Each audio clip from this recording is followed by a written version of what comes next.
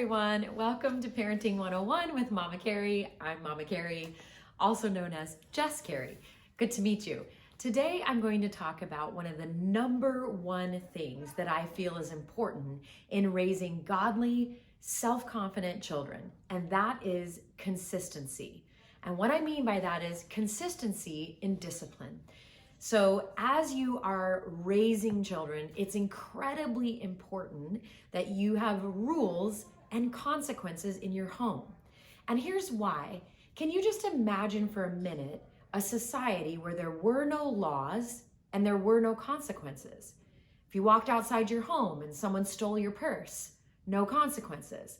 If someone burned your house to the ground, no consequences.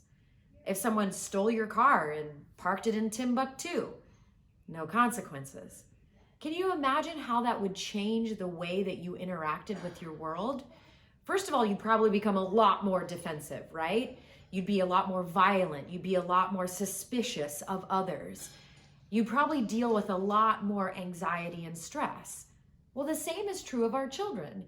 When they have discipline applied one day, but not the next, or they have a certain type of discipline at school, but not at home, or at church and not at home, then they can feel confused, a little bit unsteady.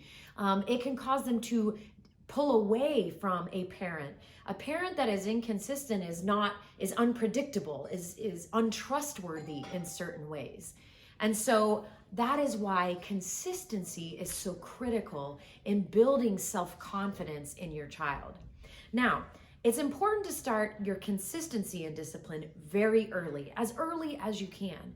Now, I would say around sort of the 2 to 3 year mark, that's when you can reason with a child. You can say, that's not something that we do, and you apply a discipline technique to it. But you might be saying, yeah, that's so easy when I'm at home. I have so many things at my disposal. I was the same way. I had, a timeout chair. I could send them to their room. I could make them pick up all their brother or sister's toys, so many things at my disposal. But as I went out and I was at like a mom's play date, or I was at church, or I was somewhere out and about, like the grocery store, my disciplinary toolbox shrunk. And I had a brilliant mom who was a little bit further along in the journey give me a really great idea. And that was this idea of having a sad mat. So this is her sad mat, or an example of it. It's just simply a placemat, a table placemat.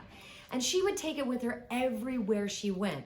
It was one of her tools that she used at home, but she kept one in her diaper bag, and she kept one in her car and her purse. So no matter where she was, if her child was, not sharing, for example, at a mommy play date, she could say, you need to share or you're gonna have to spend some time on the sad mat. It worked like a charm. So if you're struggling in that area, you're like, oh gosh, what discipline can I apply when I'm anywhere? Especially if your child goes to church or they're in school and they have a teacher, ask their Sunday school teacher, what are the consequences in Sunday school? Or what are the consequences at preschool? And what is the language that is used as well? Because the more consistent that the child can see the world is, the more confidence, the more healthy that they'll be, and the more regularly that they will obey. Because every time that they do this certain behavior, these things occur. Now, as the child grows, your disciplinary toolbox, of course, needs to grow with them. And I'm not saying that you should only have 1 or 2 tools as discipline. The important part about consistency is that when the child misbehaves, that there is a consequence. Now, what that consequence can change dramatically. I think consequences should always match the crime. That's a video for another day.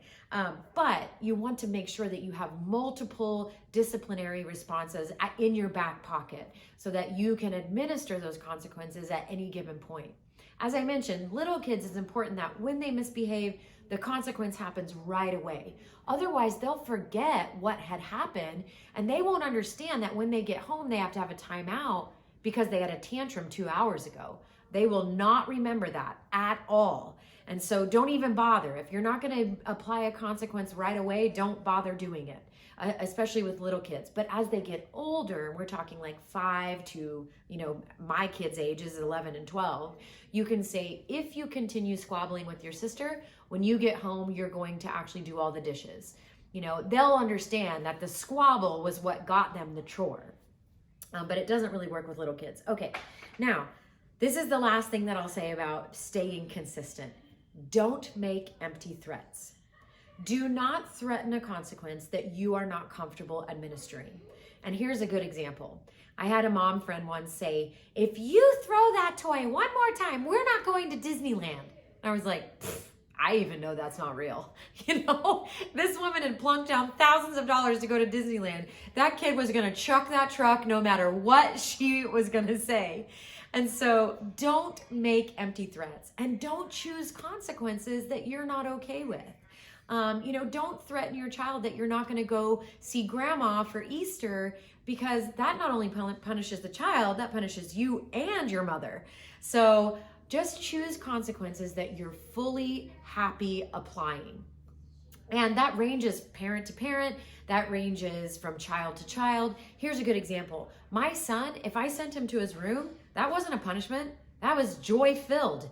He is an introvert. He loves puzzles. He loves spending time by himself. So sending him to his room wasn't really a consequence.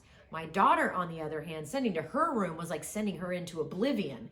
And so that was a perfect consequence for her, but not so much for my son.